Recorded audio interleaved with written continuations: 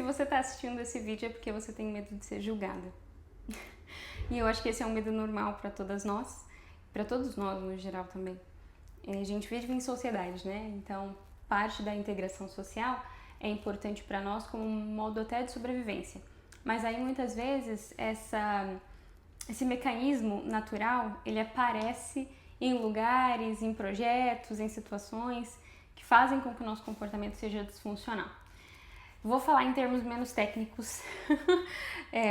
Provavelmente você já passou por um momento da sua vida onde você queria começar um novo projeto. Talvez um canal aqui no YouTube, talvez um Instagram, um TikTok, alguma coisa relacionada assim à exposição social. Talvez você queria trocar de emprego, mudar a tua carreira, mudar o rumo da sua vida.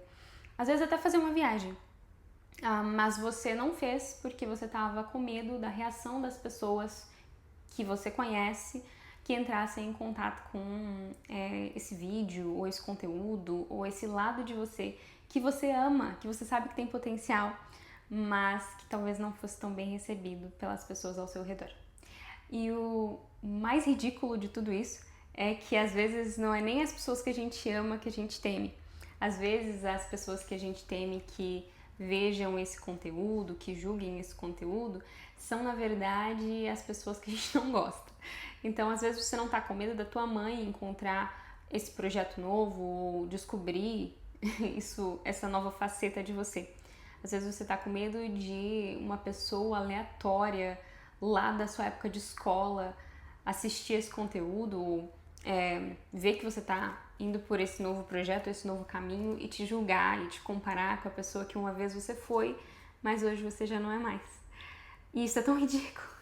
Às vezes você tá com medo de alguém da faculdade, um professor, um ex, né? Acho que nós mulheres principalmente a gente tem muito essa necessidade de mostrar que estamos muito bem depois do término de um relacionamento e que, enfim, só melhoramos. Em geral é isso que acontece mesmo, mas a gente tem essa necessidade, às vezes, né, de performance, de, eu não posso postar ou nada sobre a minha vida pode ser descoberto que seja ruim, porque se for descoberto por esta pessoa que eu não gosto ou que eu acho que não gosta de mim, isso vai ser péssimo, as pessoas vão saber que eu fracassei. Mas isso parte de um lugar do nosso coração que às vezes até diz isso pra gente, né? De que, eu realmente fracassei. Eu realmente não cheguei em lugar nenhum. Ou, eu realmente tenho vergonha disso. Desse amargo. Eu tô usando uma colinha aqui, por isso que eu tô olhando pra baixo. E além desses medos bobos, que vem também, é natural, esse medo de ser julgado, tem tudo a ver com orgulho, a gente vai falar sobre orgulho agora, hein? Mas a gente também tem medo de perder vínculos. O que quer dizer isso, né?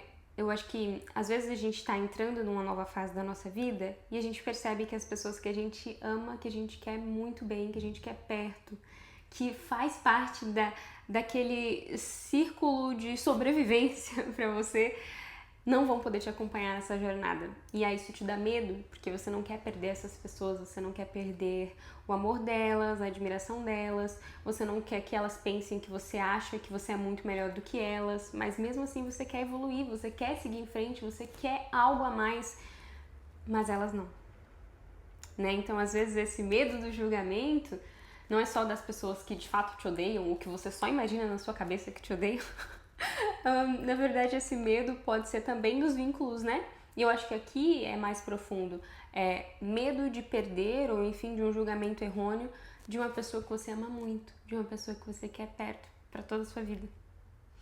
Eu lembro que quando eu comecei a minha caminhada cristã, e cristã séria, não cristã do eu acredito em Deus, porque isso sempre foi na minha vida, mas eu lembro que na minha caminhada cristã, quando eu decidi levar isso a sério, eu fiz um projeto de ler a Bíblia do início ao fim e, enfim, me conectar verdadeiramente com esse lado de mim mesma.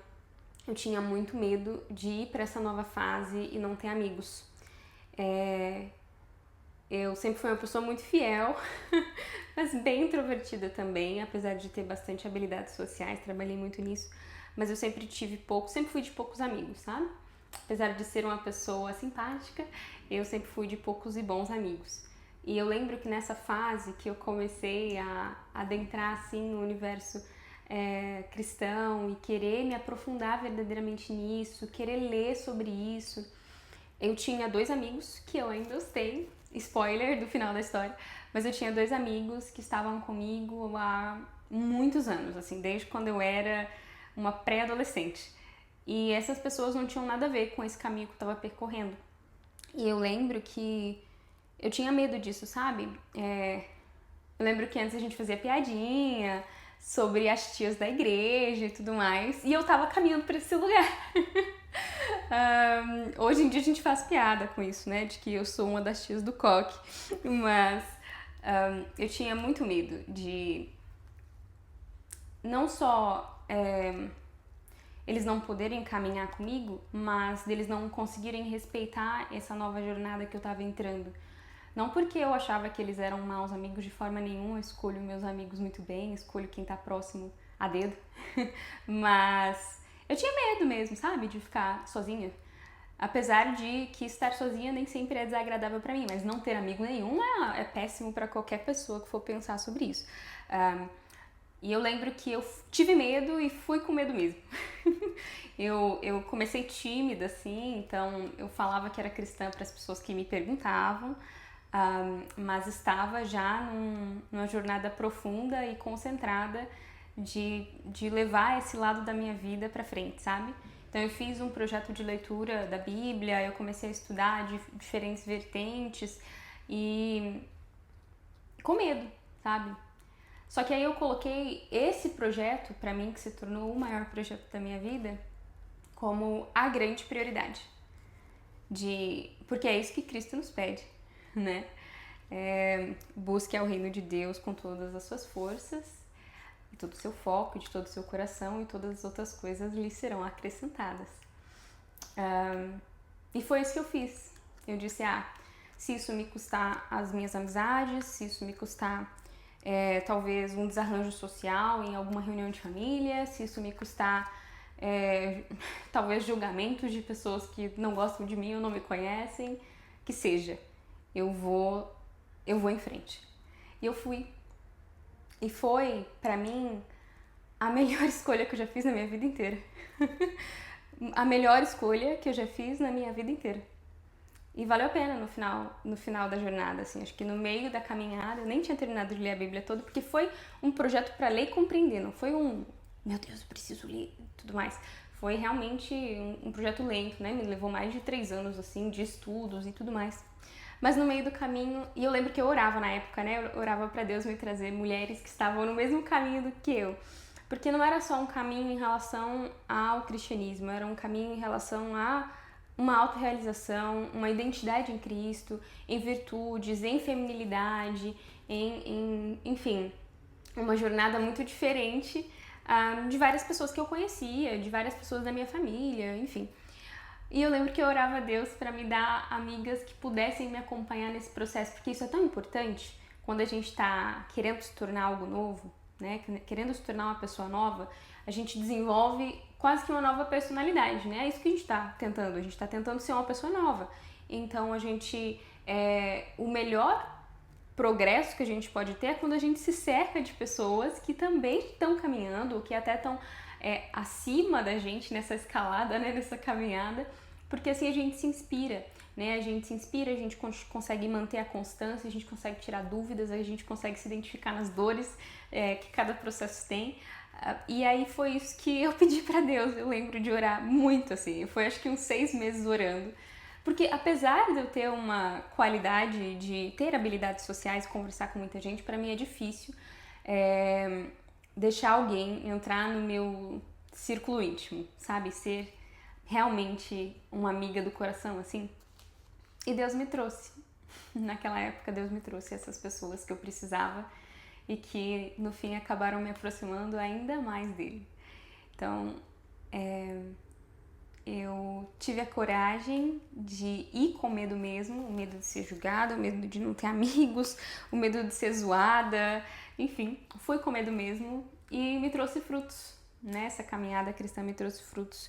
Encontrei 2 amigas muito femininas, muito cristãs, muito maravilhosas, amorosas, gentis, e que de fato entraram no meu coração naquela época. E no meio do caminho, e essa é uma história que me emociona bastante, é que no meio do caminho, um desses amigos, né, que me acompanhava lá desde a pré-adolescência, que eu inclusive tinha medo de perder, eu tinha medo de me afastar, seja porque Cristo fosse me pedir isso, seja porque, enfim, ela não se identificaria mais, não sei. Mas, eventualmente, no meio do caminho, eu estava com ela quando ela aceitou Jesus. E foi lindo. Foi lindo. Então, acabou que, talvez até um pouco pelo exemplo, não sei. Não vou me dar tantas graças e glórias assim, mas talvez até um pouco pelo exemplo, ela tenha se interessado ou tenha tido a curiosidade de buscar a Deus. Eu espero que sim. Então esse é um exemplo bobo que eu trouxe aqui, mas muito importante pra mim, de como quando a gente decide ir com medo mesmo, enfrentar os desafios como eles se colocam, mesmo que seja um desafio, perceba, é um desafio principalmente mental, não é um desafio prático de, meu Deus, eu seria ameaçada de morte. Nós estamos num país onde temos a liberdade de escolher a nossa religião, de professar a nossa fé, graças a Deus por isso. Mas muitos desses medos, medo de começar um novo projeto, um medo de ser uma pessoa diferente, ele é um medo mental, né? Ele é um desafio que a gente precisa enfrentar com nós mesmos. Mesmo que racionalmente a gente olhe, gente, não faz sentido nenhum que eu esteja com medo de fazer isso. Não faz sentido nenhum que eu esteja com medo de ser julgada por isso. Isso é algo super válido. Ainda assim, isso é real para nós. Mesmo que racionalmente a gente consiga ter essa avaliação, nem sempre o nosso emocional nos acompanha. Bem, como eu disse, esse exemplo aí da minha caminhada foi a melhor coisa que eu fiz.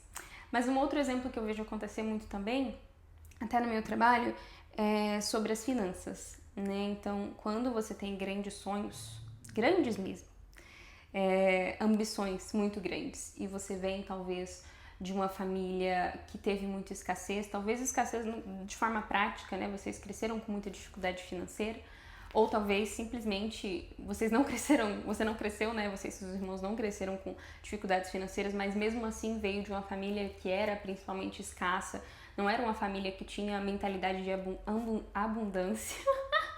Isso vai pro vídeo. Não era uma família que tinha essa mentalidade de prosperar e tudo mais, mas uma família que talvez tinha uma visão de que rico não presta, só fica rico quem tira vantagem de outras pessoas. Essa pessoa aí ficou rica porque tá vendendo droga. Eu conheço muitas pessoas que vieram de famílias assim. E quando você vem de uma... E talvez nem seja família, às vezes é o seu grupo de amigos e tudo mais. Quando você vem de uma realidade que a mentalidade está muito desalinhada do lugar que você quer alcançar, isso gera travas emocionais. Porque mesmo que isso não seja racional, inconscientemente, emocionalmente, você sente que se você alcançar este patamar que é julgado como errado, que é julgado como ruim, você vai se afastar emocionalmente dessas pessoas. De que essas pessoas que às vezes são o seu mundo inteiro, às vezes é a sua mãe, às vezes é o seu irmão, às vezes é o amor da sua vida, elas vão se sentir diminuídas ou vão achar que você tá muito metida, que você mudou muito, que você não é mais humilde, como se humildade tivesse alguma coisa a ver com pobreza. Então, às vezes essa trava, esse medo do julgamento vem muitas vezes na nossa vida prática, né? Na nossa vida financeira. Isso acaba travando mesmo, porque emocionalmente a gente tem medo. Poxa, vou desistir do amor da minha vida? Eu vou desistir do amor dos meus pais? Da aprovação dos meus irmãos? Então, é algo que realmente gera uma certa angústia. E eu acho que um outro ponto que a gente vai falar agora é sobre orgulho. O orgulho, ele não nos leva, ele na verdade nos afasta da vida que a gente quer viver. Eu estou tentando não ser, trabalho há muitos anos para não ser tanto uma pessoa orgulhosa. E eu acho que, especialmente quando você tem crenças de incapacidade, de duvidar de si mesmo, de duvidar daquilo que você pode alcançar, daquilo que você é, quando você tem inseguranças, esse orgulho é ainda maior porque existe uma necessidade muito grande de performance. Por você ter uma ideia muito feia sobre si mesmo, isso acaba te levando para um lugar de tentar performar muito, de tentar usar uma máscara o tempo inteiro. Isso é insustentável. Então, às vezes, você nem tem medo, né? Às vezes nem é esse medo de ser julgada, porque você sabe performar bem, né? Aquela coisa do fake it until you make it. Então, você sabe performar bem. Então, você fala, não, eu vou performar de tal forma que aí eu vou conseguir, mesmo com esse medo do julgamento. Mas aí o que acontece? O que acontece é que você começa esses projetos, só que se torna insustentável essa máscara, né? Se torna insustentável você tá perfeitinha, com todos os fios de cabelo no lugar, ou você não cometer nenhum erro durante a gravação do vídeo que você tá querendo gravar, ou de você acabar falando algo errado, falando do jeito errado, enfim, todo esse perfeccionismo que acompanha um bom orgulhoso, né, um bom ansioso também, te assombra pelo caminho, você acaba desistindo, porque você torna o processo muito mais difícil. Então, vem muito aquela visão, né, ainda que isso não seja racional para você, mas esse é o mecanismo que está por trás, que é, se eu não fizer perfeitamente, eu não posso fazer. O que é uma grande mentira, até porque é precisamente este o ponto. Se você tenta sempre entregar o perfeito, você acaba não entregando muito, porque o perfeito é inalcançável. E quando você tá nessa necessidade de performar muito, você para de tentar. Porque cansa, né? Ao longo do caminho isso cansa. Você tem essa necessidade de performar o tempo todo e você cansa, você para de tentar. Porque tentar coisas novas significa se expor à possibilidade do erro. E meu Deus, e se eu errar? E se sair muito feio? E se as pessoas julgarem muito? E se der tudo errado? E se? E aí você mesma se garante de que vai se sabotar e de que no fim vai dar tudo errado mesmo. Porque você para de tentar. E quando você para de tentar, você para de evoluir, né? A gente só segue em frente, a gente só fica excelente em alguma coisa quando a gente tenta. Quando a gente faz errado e a gente faz mal feito por muito tempo, não no sentido de feito de uma forma preguiçosa, mas feito com as poucas habilidades que se tem, até que se adquira melhores habilidades. Então, acho que o recado que eu tenho pra hoje é faça. Começou a chover, que delícia.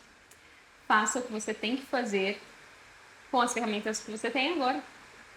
Ai, mas e se a minha mãe disser isso ou aquilo? Faça o que você tem que fazer com as ferramentas que você tem agora.